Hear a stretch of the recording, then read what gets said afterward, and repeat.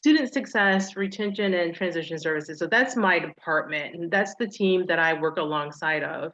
And so a little bit about our advising model here at NC State. So every student upon entry is assigned an advisor. So at every step of the student's journey here at NC State, they have a go-to person. So my team, we are part of the first year advising kind of leg of the advising model, and we work with students during that transition process, so during the enrollment and onboarding process, and during their first term and sometimes second term here at NC State. So we, again, work really closely with sometimes fragile students, these new students coming in, new in their journey, new to navigating college, new to taking classes and all of that stuff. And so we try to work and stay really close to those students. And we certainly rely on all of you to help us be the eyes also that we don't have necessarily inside the classroom, and help us, again, provide that, what I like to call a coordinated care network for our students. So that's the first leg in our advising model. We call it team-based approach. The second phase, once students kind of move through that second term kind of period, they transition to, we call them academic liaisons. They are advisors and they are housed in our academic divisions. And so you may also hear program advisors, sometimes they're referred to. And so each academic division has one, and that individual works with them through kind of that middle part of their student journey. So again, getting them further connected to perhaps career opportunities, for, if they're applying to a competitive health program, helping them apply and get into a competitive health program, and then working with them to transition to faculty advisors. So that's the third leg of our team-based model. So our faculty advisors are working very closely then with the program advisor, and sometimes still the first year advisor, to wrap around and be that support network for those students. So faculty advisors can be that mentor, particularly in fields that students are going into. If they're going on to a four-year institution, the academic liaison can work with them for transitioning to a 4 years, or if they're intending to transfer, they can work with them on that. And so the faculty is kind of the final leg, but we all work as a team. So again, there's 3 tiers, and at no point is the student kind of left unsupported. So that's our advising model. Within my department, I also have a retention specialist. Her name is Sarah Bowen. And so if you're working with students and, we were talking about attendance. And so, you reach out to that student who kind of has just ghosted, the first couple of class sessions, and you're wondering what's going on, and you're able to get in touch with them, and they share with you that all these things that are happening. Sarah Bowen, the retention specialist, is your go-to person. So you can reach out to Sarah. She can help work with you or work directly with the student. You can guys work together to get that student connected to not only on-campus resources and supports, but off-campus too. So the college is located in Richland County, but we have students from other within our service region. So Huron County, Crawford County, and Ashland County. We do also serve students in Huron County and some other surrounding counties, and we have resources in those counties as well. And so again, Sarah is your go-to person. If you reach out to a student and they've shared with you, they've got a lot going on outside of the classroom that's impacting how well they can focus and be prepared inside the classroom, we're certainly there to work with you. I think I have a hand up from Timothy. Okay, I might have missed this, but how long into the semester can we use Aviso? How long does that last? Oh, yep. I haven't gotten there yet. You have not missed it. I was just talking a little bit about my department first, but now we will jump into Aviso. So Aviso is the student success and early alert platform. It's available to you at any time. You can send an alert at any point in the term. It's best sent though, Timothy, early in the term. So the key there with early alerts is the earlier the better. So at the first sign of struggle, send that alert put that notification out there. So then that team-based model, that success, that support network can go to work and help you and help the students and work together to provide whatever appropriate intervention. So we have an alert in our system that is the first week no attendance alert. So if you're taking attendance on that first day and you've got, a couple of students who didn't show up, go ahead and put an alert in. So then we can help you reach out to that student. Maybe they forgot, maybe they thought their class started at 2 o'clock, or maybe they thought it started the week later. We've had that happen before, or it started on a Tuesday and it's a Monday. So we're there to help you through those alerts. Yep. Okay, you can, that can continue any time through this, through the semester, though. Absolutely, absolutely. The earlier the better, because once they're kind of late in the term, sometimes we get week 10, week 11 alerts, and those are kind of hard because it's towards that end of the term. It's after the official drop period, which is about 60% into the term, so around week 10. So there's not a lot of options as far as the student really then wants to drop at that time and not have a lot of financial repercussions. They really do need to do that by that withdrawal date. And so we try to encourage instructors to send alerts early in the term, even if it's week 2, week 3, week 4, so then we can get students connected to tutoring, connected to Sarah, connected to off-campus resources to help again help them be successful inside the classroom. Okay, I was asking that second question because I mean, sometimes you have students do drift away in the second half the term, but I was unable to access Aviso once this summer term, like later in the term when I had that happen. I'm not sure why. I just contacted the student, directly, but I thought maybe there was a time limit on Aviso, and I've used it before at the begining of the term, so I was wondering if there was. There is no time limit. I'll Okay. check your credentials and make sure that you're able to log in here later tonight or maybe tomorrow. But yeah, there's no time limit on that. You can log in at any time. Okay. Are you going to give them, are you going to give them support that if they have trouble with a visa? Okay. Yes. And so any trouble with Aviso, contact me. It doesn't go through Vicky, our IT department. It's a little confusing there because it's a student success platform. Any technical questions, you start with me first and I'll troubleshoot that to help you either with the login or say there's something on the screen and you're not sure what it is or it's not visible to you.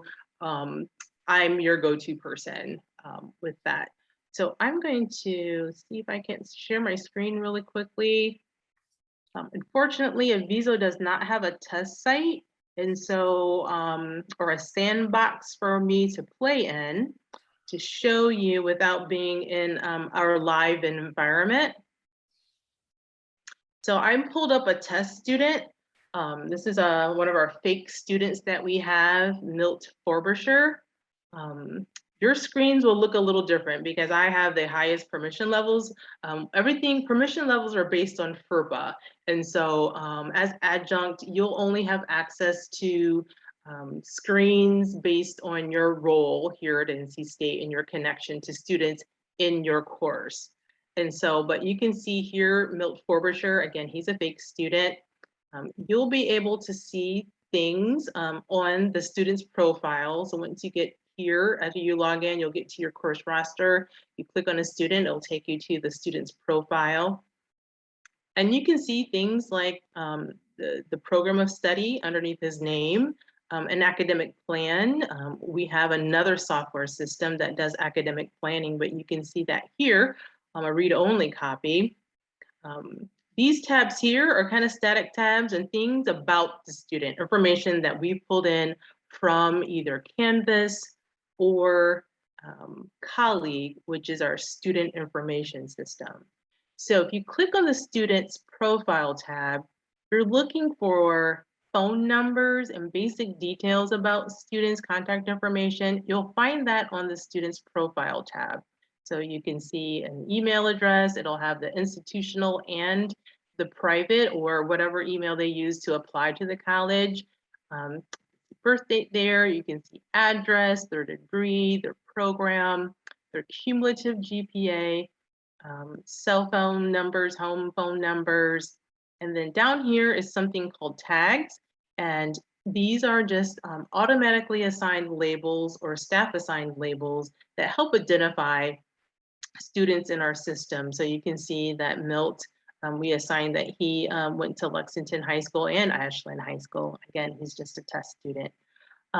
Another important thing that you can see on this profile tab is the student's go-to person, their success coach or advisor. So Milt has Lindsay Adams, and she is a real advisor in the Student Success Center. And then I'm also following Milt. And so as an adjunct instructor, you have the option of following students in your class only that you might want to just keep closer tabs on. Maybe you've identified that there's someone that you just want to follow along a little closely based on a variety of factors. You can do that, and this is what I call the quick action bar right here. So these icons are action icons. So if you want to follow or unfollow, you would click here. To note that you're following someone, you'll see this little icon here. To put a note in for an individual, so say you sent that alert and you, actually I can show you right here, but you'll be doing this from your class roster, and I'm going to send a video that shows exactly how to do it. But there will be a little bell where you can click. You'll get this modal that'll pop up. It'll tell you that alerts will be submitted to appropriate staff members, so you don't have to indicate that. It'll tell you who you're sending the alert for, and then you'll indicate an alert reason.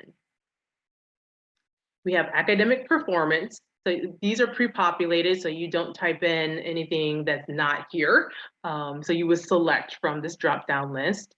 Attendance, that could just be general attendance later on. Timothy, you had mentioned like later on in the term, if a student is experiencing sporadic attendance or you have concerns about attendance, you can mark that here if you want to get their advisor involved in helping you out. First week attendance, again, if that first class session, they're a no-show, you can pop in here to Aviso and send an alert. It will go to their go-to person as well as anybody else that they're connected to or who are being followed.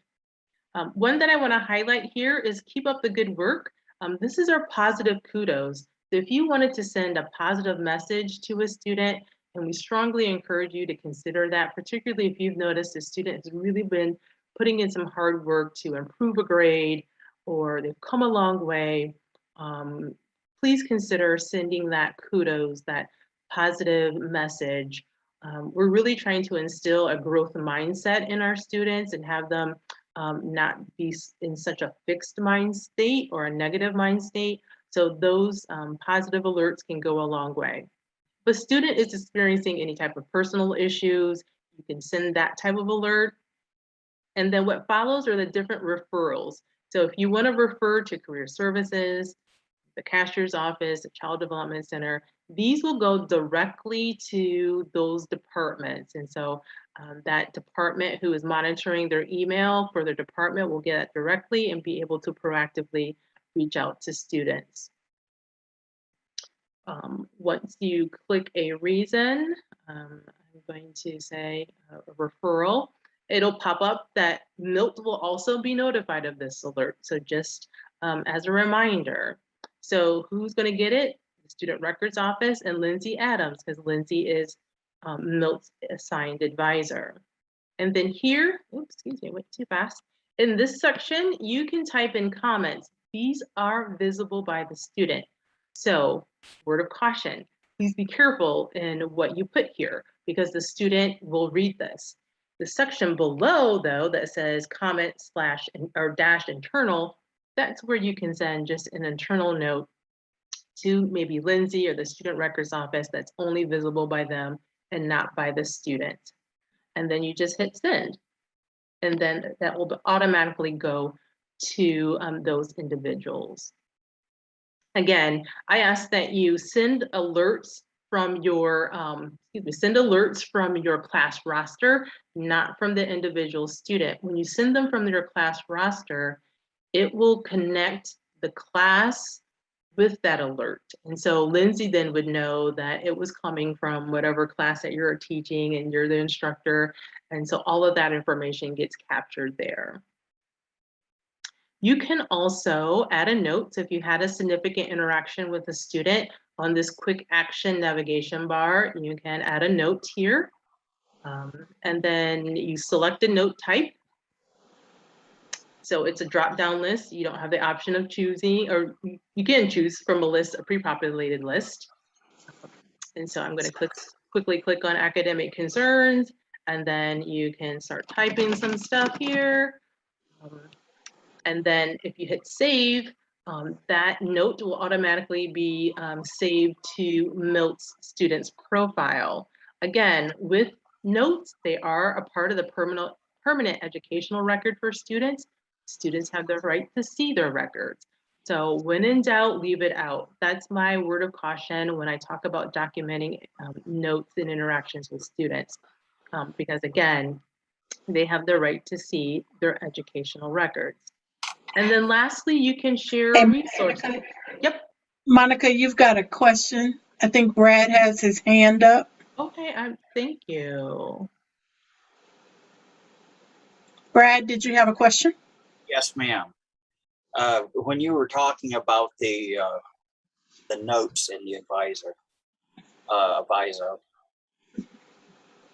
does that, okay, you mentioned Lindsay, does that pop up on her desktop? Is she notified? I mean, is that an alert type thing? Or, Yeah. is it similar to an email, or does, that's what I'm wondering. Is it better to send an email rather than trust the note in Aviso? That's such a great question, Brad. Thank you for raising that, because yes, there's something called an Aviso Daily Digest. And if you choose to follow a student, you'll also get these at 6:40 a.m. sent to your inbox, your Outlook email inbox. And it will note any type of activity that's happening with a student that you're following or that you advise. And so if you were Lindsay and I had actually put that note in, she would have gotten an alert tomorrow morning, that says Monica Durham put in a note for one of your advisees, Milt, and then she can click right on it and read it and see that, oh, that was just gobbledygook. That wasn't really, but yes, they are automatically notified. Alerts, same way, alerts come to your inbox as an advisor, and you're automatically notified. So Aviso is integrated with Microsoft Outlook. And so, yeah, yep. Now, is there I guess I'm wondering if there's a benefit to one over the other, email versus a note, maybe for records purposes or. Yes. So we're trying to create this coordinated care network, Brad, for students, so they don't have to retell their story.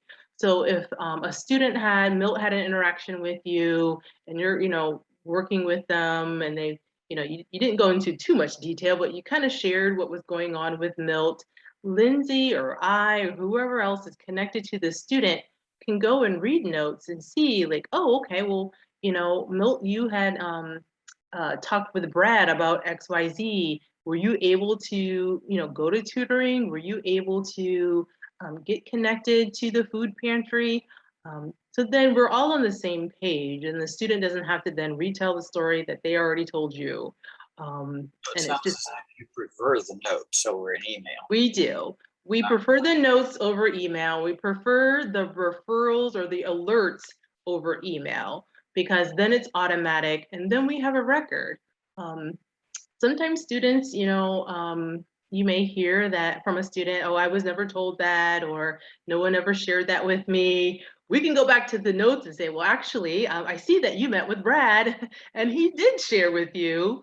So it kind of helps with just that accountability with our students. And sometimes they need that little accountability nudge, right? Every now and then. But yeah. Thank you. Yeah, thank you. That was an excellent question. And so on this tab, and you'll have the same tab too, It's called activity. So if you're logged in, you can kind of see just all the different activity that's gone on. But again, on the daily basis, anybody who's interacted with the student you're following, you'll get this in your inbox as a rolled up kind of daily digest. And then really quickly, the last thing that I do want to share with you is that you can share resources with students. And so again, there's no need for you to know all the resources that are available to students. You can simply click on the share resource. You can choose from a drop-down list of all the things that we've loaded in our system. And you see we're continuously building. So if you're connected to anyone in the community that's offering services that might be available to students, send them that information my way. We're always trying to keep this current and up to date. So again, feel free to do that. And then lastly, you can also, on your main navigation bar, you may not have as many tabs as I do, but you can click on resources here if you're just curious to see all the different resources that we have loaded in our system. And again, you can kind of see if you scroll down, you'll see the different resources that are available, and you can click on them and then share them individually right from the electronic resource guide too. So I will stop there. That was a lot of information in a short amount of time. Again, I will be sending out a video on how to send an alert, and I'll be sending out a quick reference guide as well. But again, don't hesitate if you have questions. That's my role, student success. If you're not sure where to start, you remember like, yeah, she talked about some Aviso stuff, but I'm not sure. Give me a call, send me an email. I'll help you figure it out. I'll help help the student. So again, start with me. I'm your go-to person when it comes to just trying to figure out those resources for students and navigating the system. Thank you.